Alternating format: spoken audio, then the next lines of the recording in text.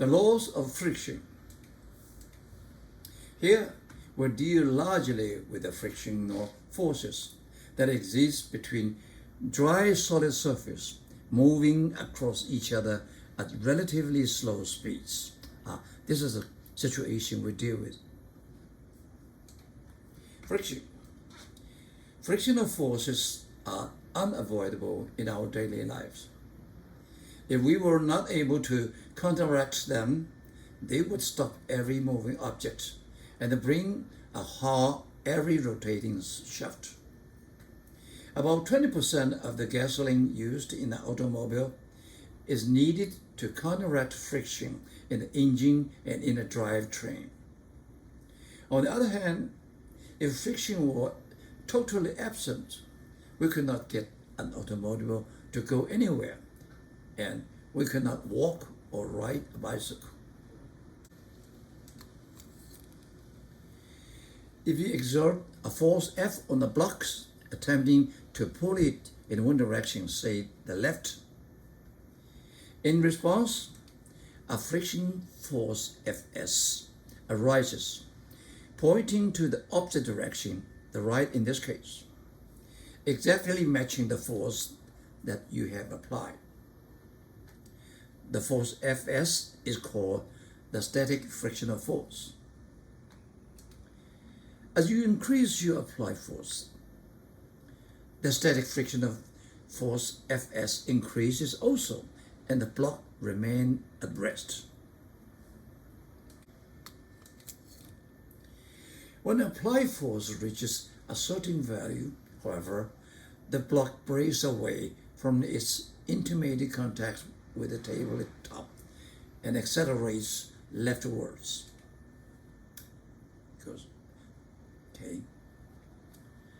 The frictional force that then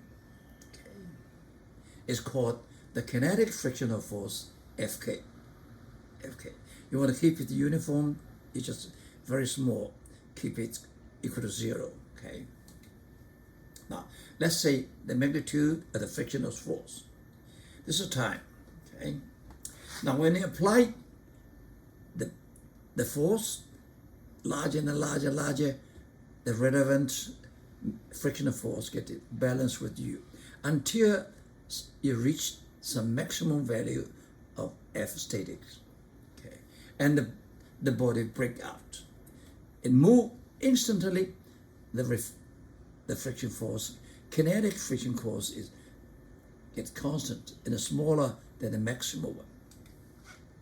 Usually, the kinetic frictional force, which acts when there's motion, this one, is less than maximum value of the static friction force. Remember, the maximum here is larger than something, okay, which acts when there is no motion.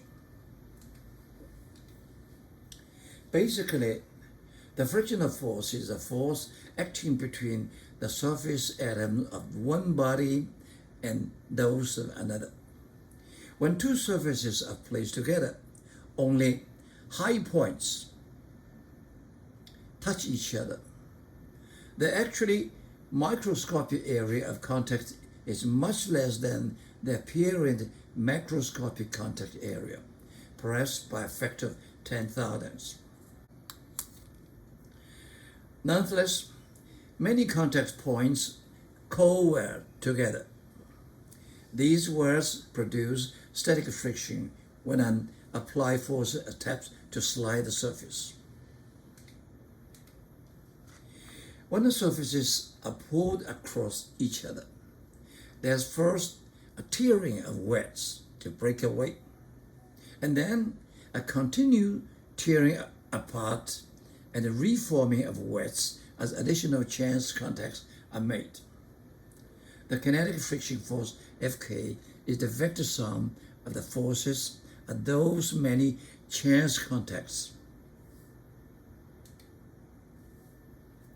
Properties of friction.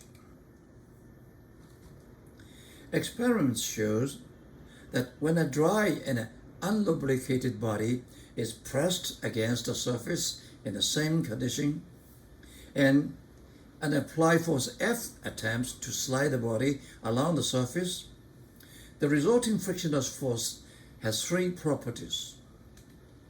Property 1, if the body does not move, then the static friction force Fs and the component of F that is parallel to the surface balance each other. They are equal in magnitude, and Fs is in a direction opposite that component of F. Property 2. The magnitude of Fs has a maximum value, Fs maximum, that is given Fs maximum equal to mu Sn, where mu s is the coefficient of static friction, and n is the magnitude of the normal force on the body from the surface. Remember, this defined as maximum force. If the magnitude of the component of the external force F that is parallel to the surface exceeds Fa maximum, then the body begins to slide along the surface. Property 3. If the body begins to slide along the surface, the magnitude of the frictional force rapidly decreases to a value Fk, given by Fk equals to mu k n, where mu k is the coefficient of kinetic friction. Thereafter, during the sliding, the kinetic friction force Fk has a magnitude given by above equation, which is smaller than F, static maximum. We assume in this textbook that the value of mu k does not depend on the speed at which the body slides along the surface. And in any case, mu k is smaller than mu s. This is defined as maximum static forces.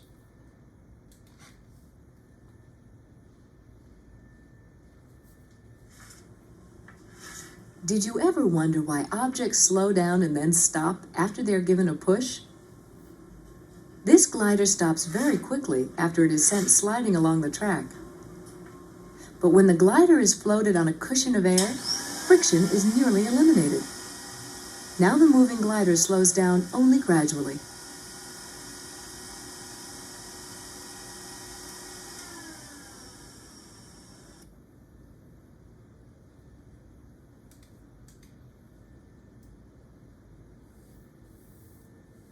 Static friction between this wooden block and the table keeps the block from moving until it is pulled by a sufficiently large force.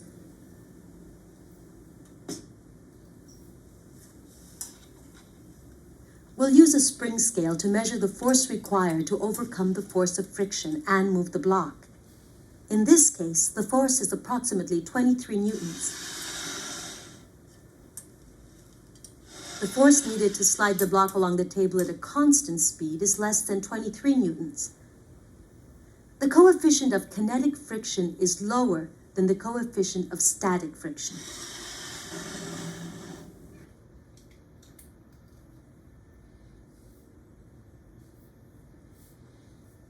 Any two objects being rubbed together have frictional forces between them.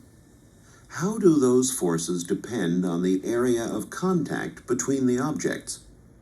We'll use this long board and a spring scale to find out. If we pull the board along the table with its widest face down, the amount of force required to overcome static friction is about 12 newtons. If we now tip the board up on its edge so that the surface area in contact with the table is decreased about 4 times, how much force will be needed to move the board? The force remains about the same. To a good approximation, static frictional force does not depend on the area of contact.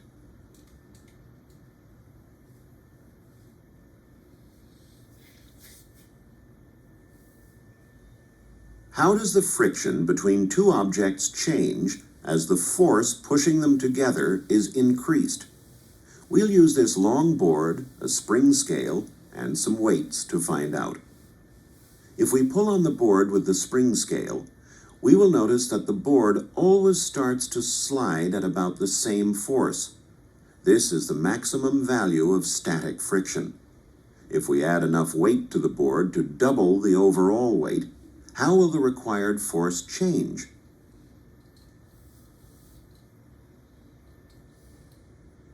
The force needed to move the board approximately doubles.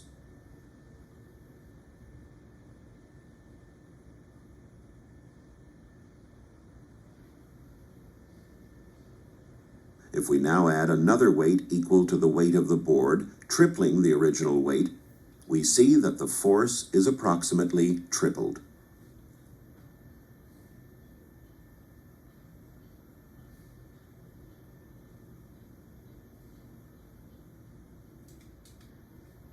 Simple.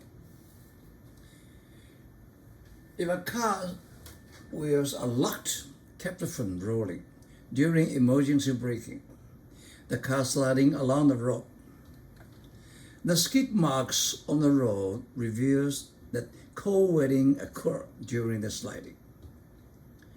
The record for the longest skid marks on the public road was reportedly set in 1960 by a Jaguar on the M1 highway in England. The marks were 290 meters long. Assuming that μk equal to 0.60 and the car's acceleration was constant during the braking, how fast was the car going when the wheels became locked? Now we analyze the car. It has three forces acting with it: gravitational force, normal force for the ground, and the friction force backwards. Okay, and the situation is it is constant acceleration. So finally it is stopped after 290 meters. This is V0. Okay, is we want to find. Okay, so it's constant acceleration. So we have this formula: v squared equal to v0 squared minus 2ax. And this finally stopped. So this is 0. Okay, this v0 is what we want to find. We know d, so we want to find the ax. Okay, and the ax is from the friction, and this friction is related to normal force. So in this case, vertically we don't have any motion. So n minus mg equals 0, and the friction is mu n. Is mu n g. Okay. Now, in this case, remember, normal force are not defined to mg. Sometimes it's not equal to mg, but in this case, is equal to mg. Now we can find f. Okay, and f equal to ma. So we can find a. So a, m cancel out, is mu kg. And we put the a inside, we get a v0. That's very simple.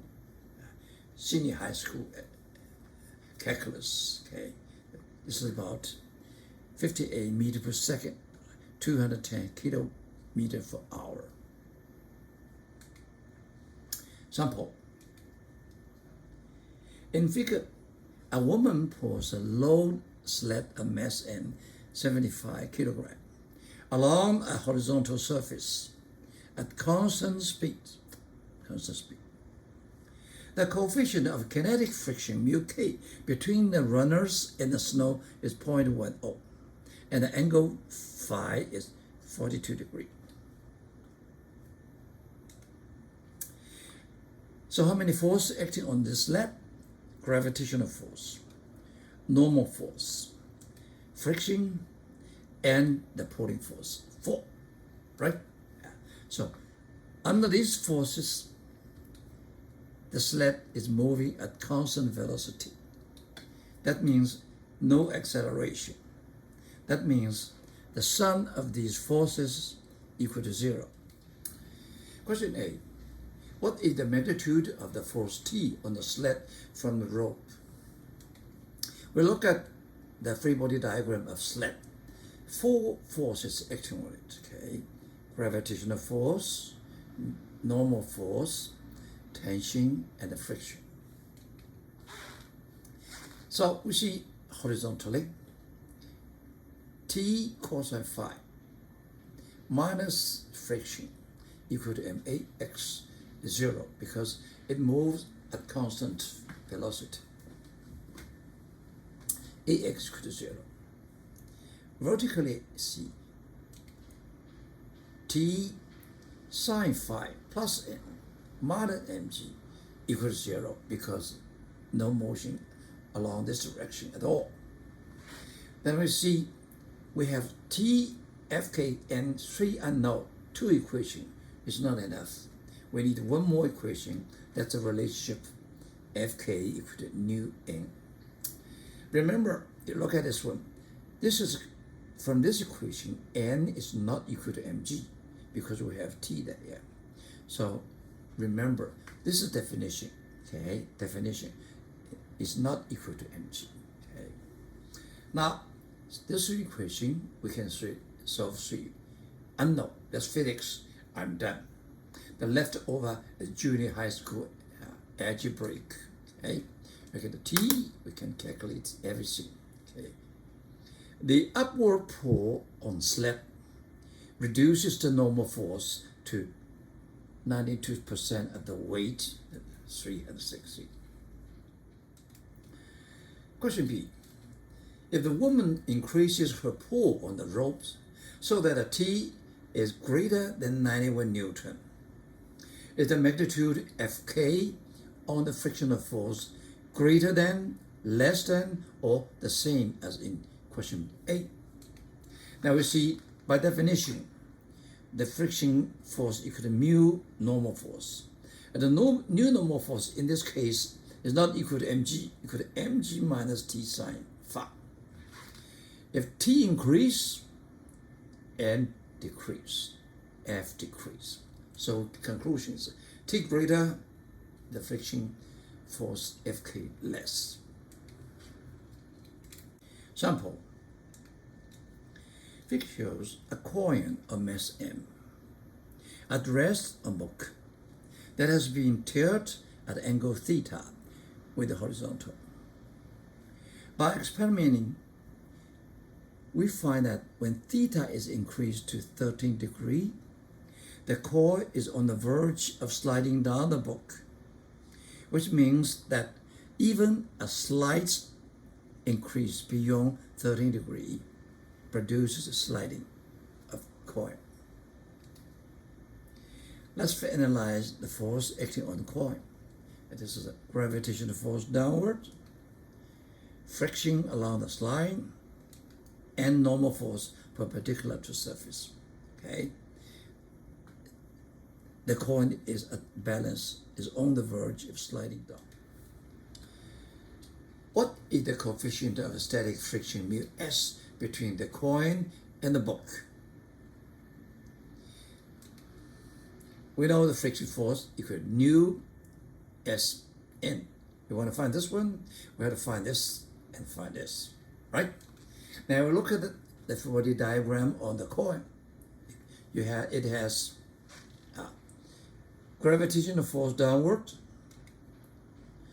friction force along the climb, normal force perpendicular to the surface, right?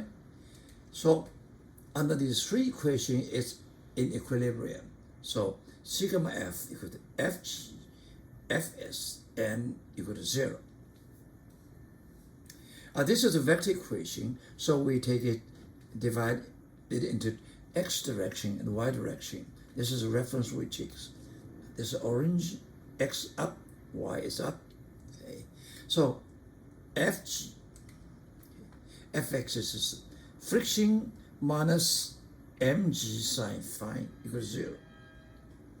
Vertically, n minus mg cosine phi is 0. Okay.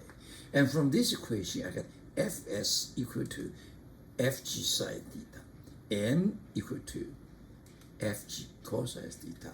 And then you see, we divide each other, we see the mu.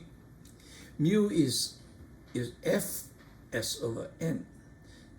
We divide this one, we cancel off Fg. It's sine theta over cosine theta, tangent theta. We know angle 13, so we find the mu.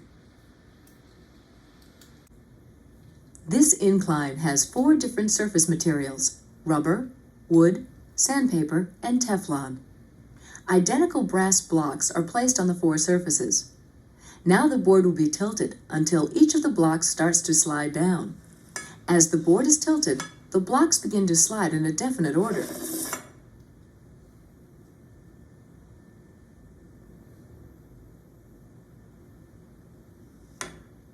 We'll repeat this sequence with the angle of tilt displayed next to the board as each block slides.